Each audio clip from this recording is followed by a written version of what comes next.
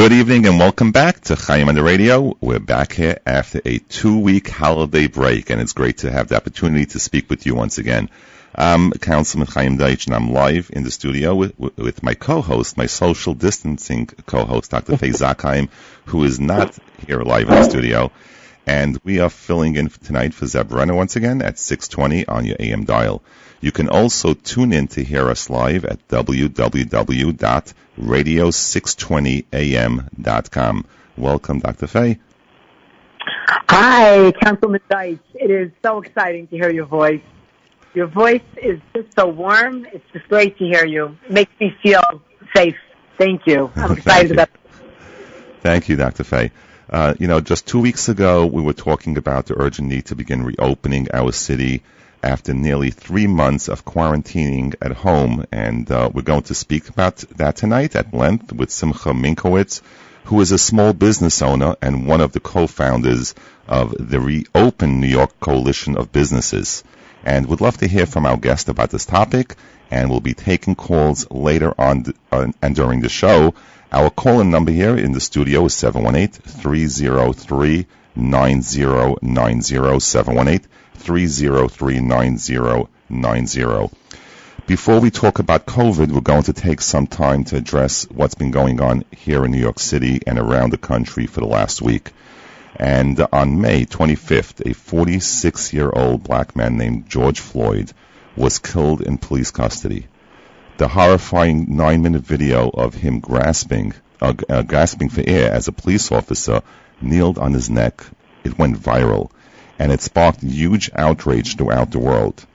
I know that all people of good conscience join me with mourning for George Floyd and hoping that the officers responsible for his death face justice for his actions. George Floyd's death has sparked massive protests, with hundreds of thousands of Americans taking to the streets to express their horror and their hope that as a country we can do better when confronting and tackling racism. Of course, that doesn't end. There's not an end to the story. There are people who have seen the media coverage of these rallies and decided to hijack them by committing nefarious acts. For example, breaking windows, setting fires, looting small businesses, and generally wreaking havoc across our city.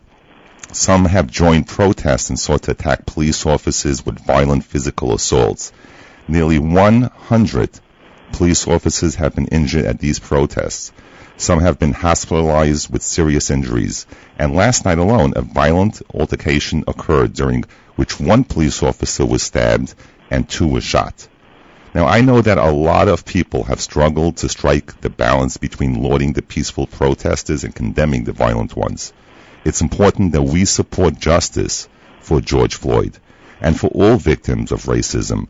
It's also equally important that we stand up for peace and security in our city and for the safety of our police officers as well as our peaceful demonstrators who are out there each and every day. Tonight, I've invited 2 important figures onto the show to speak about this issue from their perspectives. In just a moment, we will welcome Detective Paul DiGiacomo. Oh man, it took me like 3 years to get his name right. My good friend, and he's the president of the New York City Police Department's Detective Endowment Association. And Paul is a fantastic leader for his members and lends an important perspective to this situation as a police officer and a leader within the New York City Police Department. And later on, we will be joined by the Honorable Sal Albanese, a former New York City Councilman who represented Bay Ridge. But first, let's welcome my good friend, Paul DiGiacomo. Hi, Paul. You're live on the air. Good evening, Chaim. How are you? Good. You heard, it took me like 3 years to get your last name right, but I think I got it right. You finally got it down. Thank you so much for having me on tonight. You're great to have you. I know we had, the New York City Police Department had a very stressful week, and, we had the holiday of Shavuos just last week, Saturday. And when I turned on my phone after the holiday, my phone just like blew up, and I couldn't believe what was going on throughout the city. And, we're fortunate in some parts of the city that we are not in the front lines. We don't see what's going on. We hear it in the news. We watch videos. We watch the news, and we see it through social media of what exactly is going on throughout the rest of the city. And we all know that being a police officer, being in the front lines at this time is extremely difficult. So firstly, I just want to ask you, Paul, how are you doing? And have you been out there during these protests? And tell us a little bit about what's going on. Well, I got to tell you, it's a very, very difficult time in my 37 years of policing, and I've been through some very difficult times in the city of New York, and this has to top them all. Last night being at the hospital with brother union members in the PVA, when that police officer was stabbed and 2 police officers shot, was very disturbing. The police department is under a lot of stress right now. They're out there doing a fabulous job under very, very difficult circumstances. But the attacks on police, I've never seen like they are today. There are attempted murders on police officers. They tried to throw Molotov cocktails in a occupied van with 4 members of the service in it. That would have, if it would have went off, they would have been engulfed in flames and then burnt to death in that van. So it's very disturbing to see what's going on, and we need the support of our elected officials and community leaders to stop this violence and get the good people to lead these people in protest. They're being led by an organized criminal element now, and that's what's causing all the problems throughout the city and throughout the country. What happened last night was totally horrific, but also all the things that you have seen. As a cop, how do you feel when you see these videos of your colleagues being cursed at, having garbage thrown at them, getting hit by cars, or even in one case being beaten over the head? I've seen this video with a fire extinguisher while they're out there trying to protect not only themselves, not only New York City residents, but they are also trying to protect the peaceful protesters. And you have these people coming in, and it's not something that happened overnight. This is like they are trained to what they are doing right now. This is years of training. So how do you feel when you see all these things happening? Well, I tell you, it's heartbreaking to see the members of the New York City Police Department have to put up with the abuse and the assaults that are going on today. But I will assure you this. If you do assault a New York City police detective and you are arrested, we will try our best to get you prosecuted to the fullest extent of the law. And I promise you that this union will sue these individuals civilly as well. We're not going to stand by and watch our detectives assaulted out on the street while trying to protect the citizens of this great city. That is, you have a very strong leadership. You were just became president of the Detectives Endowment Association. I've known you for a number of years. What do you think is the solution, the right solution for our city? Obviously, there is zero leadership here. And in order to bring peace here in New York City, you need a strong leader. You need to have someone who can guide. Now, the New York City Police Department, they are the best in the nation, as you know, that we support the NYPD. I don't think you have any stronger supporters with myself and some of my colleagues in the City Council, and there's unfortunately very few. With all the things that you have been seeing across the city, and then you see the officers getting injured, some of the elected officials are criticizing the officers for trying to do their job, but not criticizing those protesters who are out there only to come out to loot and to cause harm and to cause damage and to turn this city over. So it's a difficult situation. How would you deal with it, and how do you think that the city should deal with this? Well, I think first we should get, community leaders, clergy people, top police officials to get the community together and lead this march peacefully. And for those that don't want to march peacefully, we have the New York City Police Department is well trained. We have the finest emergency service unit in the world. We have a mounted unit that's fabulous. We have disorder control. And the New York City Police Department knows how to stop this situation. They just have to be given the word to do so. It's not the first riot situation that we've dealt with. I've been around for the Korean boycott, the Crown Heights riots, the Brooklyn Bridge riots, and many more. And when we're given a task and we're given the okay, we are the best trained for these situations. We can stop them. All we need is to go ahead to do so. Yeah, the mountain... And that has to come from City Hall. I'm sorry? And that has to come from City Hall. Exactly. The mounted units, usually they use the horses for, demonstrations, for protests. How come they weren't out, early on? I've seen them just only the last 24 hours. Is there a reason, was there any guidance given that the NYPD should not do the job in addition to everything else they're trying to cuff the hands of the NYPD when the NYPD is supposed to be cuffing other people? They're supposed to be cuffing the ones that are committing havoc here in the city. So why did they bring out the mounted units so late in the game? Well, I think it was, in part from pressure from different police unions stating that, there would be an asset to stopping these riots. Like I said, it's worked in the past, and they know how to divide the crowd and get the criminal element into one area and the peaceful marchers into another, and arrest the people that are violating the law. We've done this before, and we do it very well. Yeah, I drove down Flatbush Avenue a few days ago, and I was right behind a RMP, a radio motor patrol vehicle, a cop car, and I was thinking to myself how difficult it is to be sitting in a car not knowing what's going to happen next, if you're going to get a brick through your window or someone's going to come over to you with a gun. And it's really a scary situation. And I think that people need to learn what it feels like to be in a cop car at a time like this. I remember back in the years, and you remember it, Paul, when the NYPD had the drive-alongs, when they allowed civilians to drive along with them in a patrol car while they were responding to 911 calls. So this way, they get the feeling of what it is to sit in a cop car and patrol and respond to 911 calls, and most of the time, very dangerous situations. So I think that the NYPD should bring people back in the patrol cars, and this way they should feel what it's like to be in there.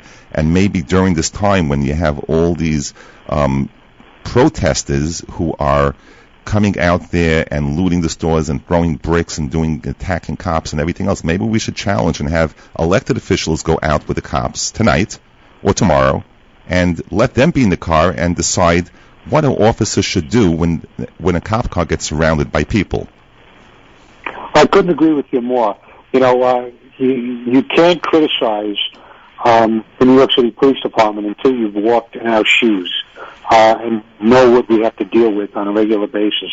And to deal with what we're dealing with now in these riot situations is very stressful. And, you can't Monday morning quarterback. Walk in our shoes and then you could talk. I'm very disappointed in the lack of support from elected officials, from the governor to the mayor and a lot of people in the council, in the assembly, and in the Senate. Instead of reassuring the safety of the New York City Police Department, they're trying to enact more anti-police legislation to further tie our hands and stop the police from doing our jobs. And I think it's very sad, and the only people that are going to suffer are the people in this city. And it's really scary times. I have to say, Paul, it's really scary times. I've been receiving thousands, not hundreds, thousands of emails asking me to defund the NYPD. All my colleagues in government are receiving the same emails. Defund the NYPD. What do you want? That the city council and the mayor should defund the NYPD, and now we have no one to protect us. I would like to see what it's like for one of these people that's sending me these emails, that if there isn't an NYPD, or even if there is, and they are burglarized at their home while they're sleeping, who are they going to call? Let me just tell you this. there's rioting going on and there's looting of stores right now. Once they stop looting the stores, then they start breaking into your homes while you're in the home, and your family is at risk. So, for people that say something like that, it's incompetence at its highest level. And we seem to have a lot of that in politics today. Minus you, of course. Yeah, and, we have to cut the budget, obviously, across. It's a time now when our economy is going down. Businesses are closed, and a lot of businesses will be closing after this pandemic because they can't survive. And so we're going to have to cut the budget. So what I think is that when they come out saying, let's defund the NYPD, you can't defund the NYPD. But what we can do is, if we have to cut the budget all across the board by every agency, we have planned events that the NYPD has, for example, all the parades, and those are planned events. So we could always cut the planned events. Let's not have any parades in the city for the next year because we have to act responsible, and we have to understand that there is a crisis here in New York City. We're in a deficit, and we need a federal bailout.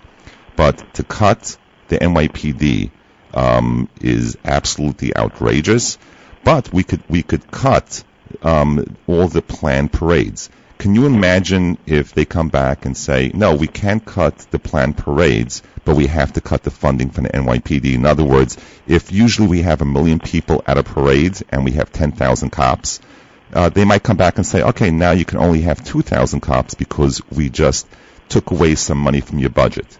And that's totally unacceptable because then we have no protection. We cannot cut the NYPD. We could cut events and we could cut it from the budget, but we need to make sure that the NYPD is funded.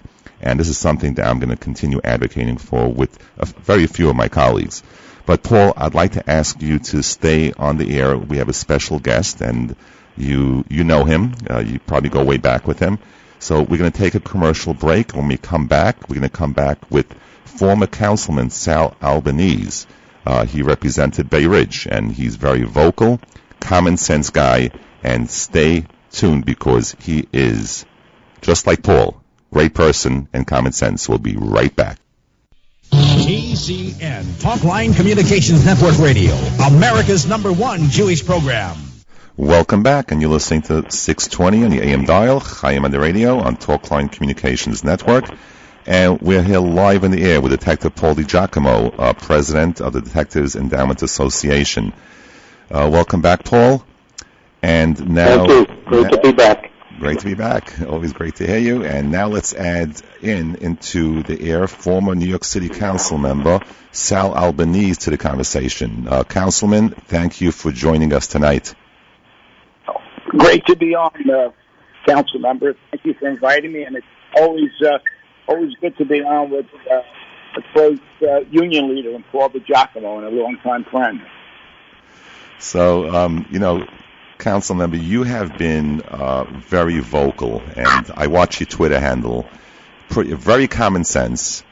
You're always on point, and with all this is going on in the city, how do you feel about the fact that the mayor told us all that we need to stay home for fear of spreading the virus, and is now fully supportive of thousands of protesters gathering together on the streets of New York City?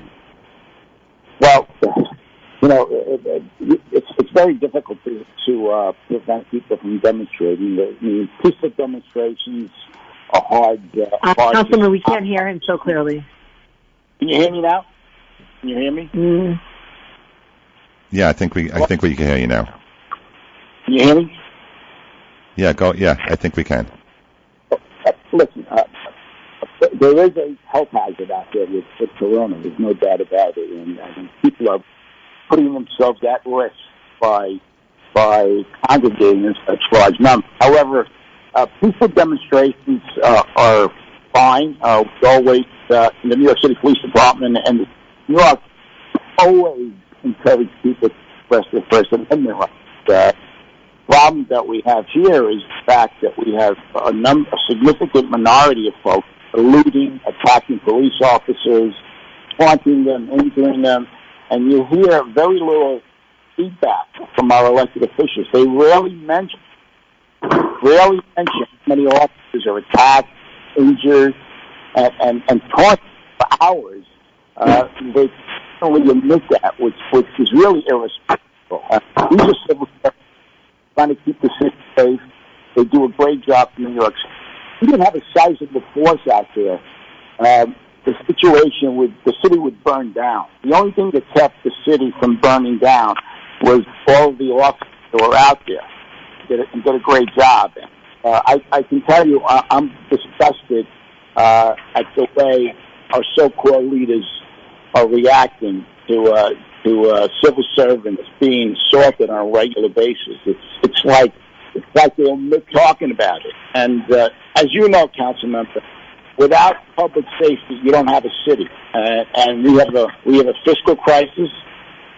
We have people rioting and looting, and a lot of folks leaving the city. There was an article today in the New York Post of how many people are buying homes outside of town because they're concerned about what's going on in this town. We have terrible leadership. As you know, I've been a major critic of the mayor and the city council, some of the city council leadership for what I call irresponsible leadership when it came to the coronavirus, and now when it comes to street disturbances. In a crisis, Councilman, we can tell whether people are true leaders.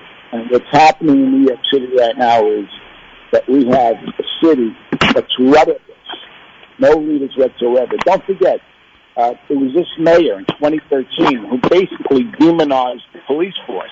And we had 3 officers killed in 2014. He contributed to that. Now, of course, he's depending on the police to bail him out, but he encouraged it early on in his tenure, and now chickens are coming home to roost. When this pandemic started, when this pandemic began, we had, the guidance that came out from City Hall was like contradicting at times, and I was told that even his top health officials within the administration wanted to resign on him. There was conflicting reports, and also there wasn't proper guidance. When they came out with certain guidance, they didn't explain it. It was like you had to read between the lines. Every time they came out with some new rule, you had to read between the lines. And then elected officials, myself, we had questions, and we couldn't always get the answers. I had to independently speak to infectious disease doctors to find out for myself of what is the right thing to do and what is the wrong thing to do. I personally, myself, my family, we have been sitting at home. My staff members were working from home because of this virus. And then when you're watching the media and you see all these thousands of people out in the street, what gives? If people are allowed to be out, let them be out. Either you can or you can't. Yeah. Well, the coronavirus response by the city was a disaster. No accident that we are the end of coronavirus in the world, because in January and February, as the coronavirus was raging in Italy and in China, the city of New York didn't do anything, didn't prepare. This was foreseeable. I have relatives in Italy, council member, who were warning me in February that this thing was a beast and it was going to hit New York City. And yet, we have a commissioner of health, we have a state commissioner of health, and they did nothing to prepare. Other states did much better. Washington, California, Ohio, Maryland, they did much better and prepared, and they started working on it up there. We have a mayor who was telling people to go out in bars, go to ball games, early March, when this thing was raging. So it's really a tragedy. Leadership matters. Leadership definitely matters. So how do you think the mayor has handled this whole situation, what happened over the last week, and how do you think things could go differently? How do you think it could be handled differently? Well, the mayor's handled this disaster. There's no doubt about it. First of all, if you're a true leader, especially in the beginning of these demonstrations, you got to be out on the street. You have to reach out to your allies and the clergy. You have to reach out to your allies. I agree.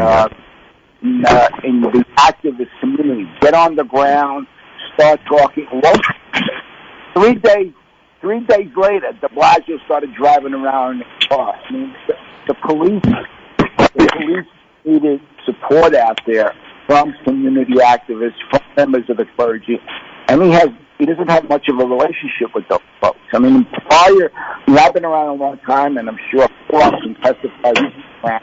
You really need to reach out to community folks, community leaders early on, and get on the ground and really work with the police and discourage this type of activity. Unfortunately, like everything else, he was late. He doesn't have the deep relationships in communities that need to be energized when this stuff happens. That's the way I would have handled it. I would have been on the street with many community activists, especially members of the clergy, to really attack this early on. Yeah, we're going to take a few calls, Sal. We have, something. The call-in number here, let's tell our listeners, the call-in number is 718-303-9090. Maybe we'll take a few calls, 718-303-9090. When the mayor was driving around, you said the mayor was driving around, and a couple of days later. Yeah, a couple of days later, and then he tweeted out, he was in downtown Brooklyn, he says, everything looks fine here. And when you watch the news, there were people, they were peaceful. I retweeted many demonstrations, some demonstrations I retweeted, they were very peaceful, and those people should be encouraged to continue those peaceful demonstrations, protests, and rallies, and everything else. But then the mayor leaves downtown Brooklyn, and he says, everything's fine, I'm going to the Bronx now. And there was people there fighting, throwing bricks at cops, it was chaos. And then he goes to Manhattan, people were looting. Everything's okay here. He goes, walk out of your car, go in there. You got to interact, challenge. You got to show leadership. Well, Councilman, you've been an astute observer of the mayor. You know that he's partially delusional, if not fully delusional. He lives in an alternate reality. What's happening now is that he's being attacked by everyone. I don't know anyone who's supporting this mayor. People on the left, people on the right, people in the middle. Confidence matters. Confidence matters. Is my friend Paul still on? Yes, Sal, how are you? Great to hear from you. And, I agree. I think people have lost confidence in government, on a local level, on a state level, and there's no leadership anymore. Sad. Really sad. Question to Paul and to Sal. Where do we go from here? What do we do? I think my view is that the next election, I think we're stuck with this guy another year and a half, and we're stuck with the city council that we have. The next election in New York City will be pivotal. It will really mean the difference between New York City moving forward, regaining its status as a great city, or falling back to the days of heavy crime and mass exodus. So I think where we go from here is encourage people to get involved politically and really analyze the people that are in offices, especially the mayor's office. Yes, I agree, Sal. I think it's important because people lost confidence in government and in the state and local level. They don't vote anymore. The voter turnout is very low, and we have to turn that around and vote people that are going to support the police and support law and order. And if we don't in the next round, you're right. I think the city's in deep trouble. Yes, absolutely. So let's take a call. We have a very special caller coming in. So let's get him in. Hi, council member Councilman Yeager. You're live on the air. Chaim, it's I didn't give you a heads up I was going to do this. I was just tuning in and listening to three people who I have incredible respect for. I mean, Paul DiGiacomo is a good cop. He's a cop's cop. Sal Albanese, Chaim, you heard me often talk on the floor of the council about the giants who came before us. Sal's one of those guys. From a tradition and a time when council members were free to do what you and I do, which is speak our mind, speak the truth. We don't pander. We talk about the things that are important to New Yorkers, and that's what this conversation is about tonight. And Sal's right. It's important for two things to happen. Number one is to reflect on a disgraceful, violent act that took place on the life of George Floyd and took him away from his family and from Americans. And at the same time, to reflect on that there's an incredible amount of violence, unchecked, going on in this city right now, and political leaders do not have the courage to say that's what it is, and it's got to stop. So great point, Councilman. Great point, and great to hear your voice. It's good to hear you. So thank you, Sal. It's been an honor to have you on, and Paul DiGiacomo, Sal Albanese, and you're also listening to Councilmember Kalman Yeager, my colleague from the Conservative and the Common Sense Caucus. So I want to thank you all for sharing your thoughts, and we need to move on. We need to make sure that our city has peace and our city has rest, and people, like even in those areas, the people residing that are not affected with all these unruly protesters, they are sometimes just being scared is worse than being in the front lines to some people, because they don't know what it's like to be in the front lines, and they're just terrified. So I want to thank you both. I want to thank you all for an incredible job that you do here in New York City. We need more people like all of you, and I'm looking forward to having you back on the show. So Sal, thank you. Paul, thank you. And Councilmember Kalman Yeager, thank you so much. We're going to Good to hear your voice. Keep it up, Ryan. Thank you very much. We appreciate it. And speaking about, having thousands of people out on the street, we're going to be talking about stores, business establishments, people who are suffering, that we need to reopen businesses. And the businesses are the backbone of our city, they're the backbone of our economy, and they're also the backbone of people who run these businesses to provide for their families and to employ those who are sitting right now at home unemployed, collecting unemployment. So when we come back after this commercial break, we're going to be hearing from a leader who's in the forefront to having businesses reopen. So we're going to take a commercial break, and we'll be right back. KCN, Talkline Communications Network Radio, America's #1 Jewish program. Welcome back, and you're listening to Chaim on the Radio, 620 on your AM dial. Our last several shows, we spent quite a bit of time talking about the need for our city to reopen. It's been devastating for me to hear stories from thousands of people who are suffering tremendously because of the shutdown. I think initially in March and April, the city did the right thing in closing down in order to flatten the curve and save lives and medical resources.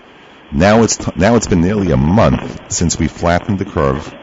Once thriving businesses are shuttered, someone never will reopen again. Nobody expressed his sentiment better than Simcha Minkowitz, a small business owner who went viral several weeks ago with a video pleading for the city to reopen and save small businesses.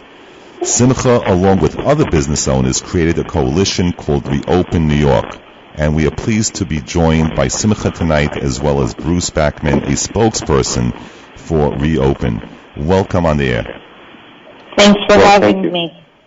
Welcome. How you doing? Thank God. Thank God. So, hi, Bruce? Yeah, I'm here. Hi, how are you? So, when you're looking at what's going on throughout the city, one of the things I was looking at is that we have over 42 million Americans that are on unemployment. They're collecting unemployment. We have 3 million here in New York State alone. And in beginning, I think it was mid-May, towards mid-May, I called on our governor and our mayor to have businesses open safely. And I think that, and I truly believe that it could be done with proper guidance and supervision. If we get the proper guidance and leadership, I think we can do it, and we can do it properly.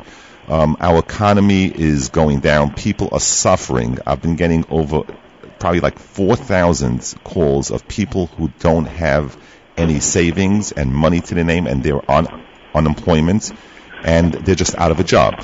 You both have been leading the efforts to have government reopen safely. So tell us a little bit about that.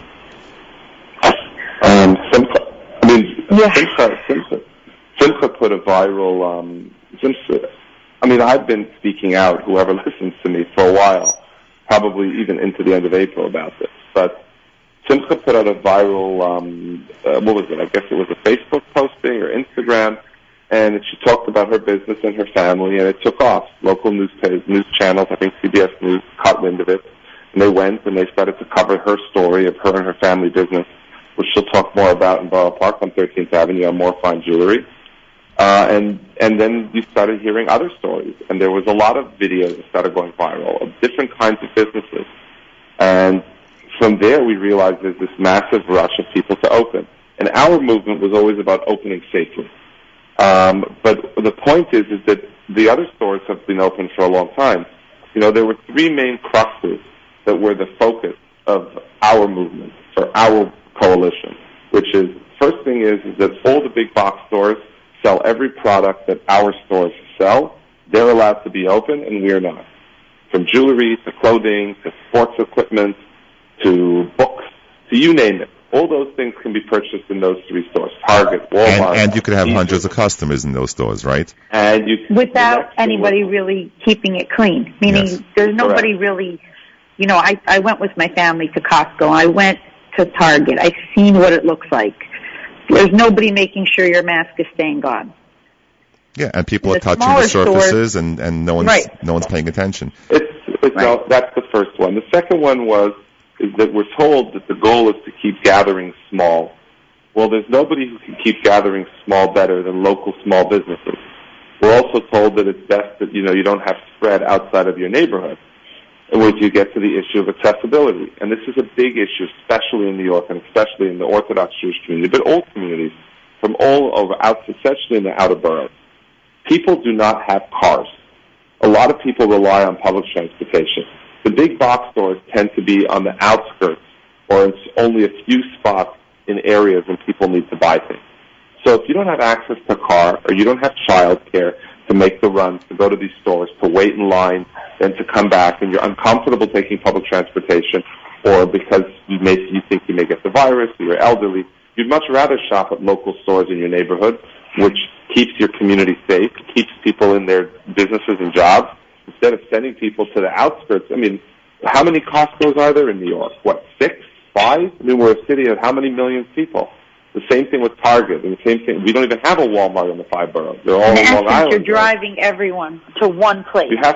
You're driving everyone to one place, and it's not accessible. We've spoken to many people who say we don't have a car, we take our push cart up and down the street, we do our local shopping closest to our house, all the stores close to us we can't get, so we can't even get to these places, especially now that our kids don't have school. They're home on Zoom if they even have children, and they weren't comfortable. Not that there's anything wrong with the MTA. I know they're trying really hard to keep the trains clean, but for a long time people really wanted to stay away from the subways. They really wanted to stay as close to home as possible. And the whole thing seems antithetical to the purposes which it was designed to do, which is if you want to flatten the curve and keep people, out of big gatherings and keep this, it doesn't make sense to push people, without choices to all these big stores. I mean, small stores can much better, manage foot traffic, keep things clean than the big stores can. Plus, because very often they're owner-operated, there's a lot more love and attention put into caring for those businesses and stores and looking after their clients. I'm not against St. Bruce, if someone walks into a chain store, one of these box stores, and shoplifts, you very rarely see the manager is going to chase that person and say, I'm going to put myself in danger. Nah, they don't have invested interest. But you walk into a mom and pop store and try to shoplift there. The people feel it. The owner feels it. The worker feels it. People put their heart and souls into their business. Yes, they put their heart and souls. And when you have a mom and pop store and you give, and if the city had leadership and proper guidance, nobody wants to get sick. everyone wants to be extra precautious when it comes to during this pandemic, and they can act responsibly. But if the city doesn't give guidance and people are opening illegally against the city's will, then yes, there's going to be a mad rush coming in because everyone's going to try to get in there before the sheriff comes down. We really started this. I mean, the reason I even made the video that went viral was because I heard of a close friend of mine who lost their business. And I was looking around and I was like, where is the leadership? Nothing here makes sense. I'm looking at a 7-Eleven that's bombarded with teenagers. No one cares if it's clean or not. And I'm going to a Costco with my family, and I was so upset about what I was seeing. And I'm so upset seeing the leadership now. They're still coming up the block. Sheriffs are coming up the block. People are just trying to make an honest living. They want to provide for their families. They don't want handouts. They just want to be able to bring home food on their tables. And it's a very important cause and message that people need to understand, that I, as a mother, don't want to put my family in danger. I have a jewelry store. I am allowing people to come in. Everyone has to wear a mask. Everyone has to use hand sanitizer because when you're dealing with jewelry, people touch it. So I make sure that I alcohol every piece after and put it back. So we're really on top of it, and I feel like people really appreciate it, and they're very willing to do whatever we're asking. And people are very happy to come out and shop in their local stores. The fact is, when you're looking at what's been going on in the city the last few days, the last week, when you have these unruly protesters who are looting in stores all across the city, right? Nothing happens to them. Go ahead. You could go into the store. Go 30 people, 40 people, 50. But then when you open the store, a mom-and-pop store, you get a violation. The sheriff is there in a second closing you up. But you could loot, yeah. So maybe you should open your store, say you're looting in your store. The truth is, Simcha, we've noticed this, and we're not trying to gloat, but I think the sheriffs are there to scare us more than, I'm a business owner too, I have to preface. I have a Pesach hotel, and I've been in business for 10 years, and I rent out a hotel for Passover, and I was one of the first people to probably be genuinely affected by this pandemic. I mean, my business was shut, I'm hundreds of thousands of dollars in debt, I have angry clients, everyone wants their money back. This is already mid-March. And the reason I became so outspoken about it personally is because I realized that what I was going through in March, everybody was going to start to experience if this didn't end come the end of April or beginning of May, that everybody would just be in debt. And I was like, oh my God, they've got to stop this. It's going to get out of control. I mean, you can only hold out so long. But coming to the sheriffs, I mean, we've had a lot of success. I mean, we have over 250 to 300 stores that we know of that are open now. I only know personally of about 2 or 3 violations and about 5 store closures. Yeah, the sheriffs come through, they say close, and then you close for a second, you reopen. It's almost like a game of cat and mouse. But since the riot started, there's been less of it. Has there not been less sheriff activity, or I'm wrong? There is less. I mean, I did hear of one woman who had sheriffs coming to her store on Sunday, and they gave her a summons. But other than that, I have not heard of anyone else. They really now say that they're coming just to educate, which is fine, and that's okay. I just really want it to be that the city opens up before so much more damage happens. There are so many other industries that are suffering. It's not just about me and my personal business. I spoke to the head of a small theater company, off-Broadway theaters, that are really suffering. And it's just astounding to me that since the beginning of this pandemic, people have been able to go on a plane in close quarters sitting next to each other, but the theaters have been shut down. Or the subways have been able to work. So it's just very interesting that certain industries are really able to, either there's a pandemic or not, that type of thing. Meaning, of course, it was very dangerous, and we were very happy to close our doors. But now the city is crumbling industry by industry, and it's going to be really hard to build it back up if we don't open now. The mayor announced a few days ago. He said, when the businesses can reopen, we're going to tell them the same day. And I criticized him. I said, what do you mean the same day? Let the businesses know at least 2 days ahead of time, because they need to go in and start sanitizing and cleaning the entire place in order to reopen. So you're going to set them back again? You're going to tell them the same day that you could reopen without giving them the time to clean the stores? When I went into my store after two, almost 3 months of it being closed, I went into a complete coughing fit, and I had to clean up and sanitize and everything. It takes time. Everything takes time, yeah. It needs the time to reopen, to get their employees to come and everybody to be ready to service the customers that hopefully they'll have. No, beyond that, you also have the challenge that many of the stores this week already, because of the curbside pickup, whatever that is, which is amongst the stupidest things in the history of the world when it comes to anything. I mean, how do you do curbside pickup on a huge store with 1,000 items? Bruce, I don't even know how that works. On 13th Avenue, a store opened up next door to me, Shell Station, and they have to do curbside pickup. So you have about 50 women on the curb, bunched together, when they have this massive store, which I personally think it would be safer to let 10 people into the store at a time. 100%. And it's just so absurd. It doesn't even make any sense. Yeah, so we need the businesses to reopen today, reopen yesterday, reopen last week. So I'm telling all our listeners, for all those who support small businesses, for all those who support small businesses to open safely, in a safe manner, with proper guidance and proper leadership, call your mayor. Call this mayor of the city of New York and tell him to show leadership and have these businesses reopen safely. Call the governor. Send emails. Call up. Call your elected officials. I know that we're going to continue the good fight, just as you both have been doing with my colleagues in government. I know Councilman Kalman Yeager has been very vocal about this, Assembly Member Simcha Eichenstein and State Senator Simcha Felder. And this is the team here in southern Brooklyn who keeps on fighting for these small businesses. And just last week, we had a New York Post article where I was fighting for a Haitian business owner. And they were like, I'm not collecting unemployment. I tried to file for PPP for the small businesses. I don't even know where to begin. So we had to give them guidance. There's zero guidance. The city is failing everyone. It's not, yeah. I know a small business who applied for PPP, and they didn't understand what they were applying for, and they didn't apply for enough, and then they went to apply for it again, and now there's so many stories. And then you get to the hair salons, the nail salons. We didn't even get to them yet.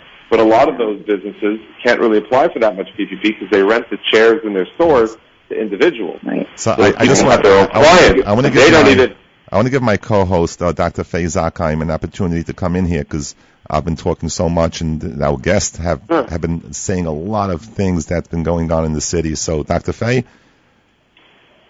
Hi, Chaim. Hi, how are you?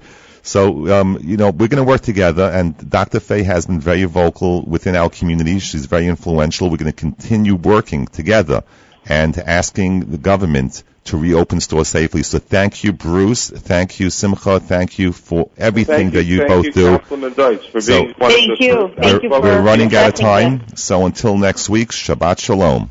Well, good luck in your race for Congress. Thank you so much. Yes. All the best. We wish you the best. Bye-bye.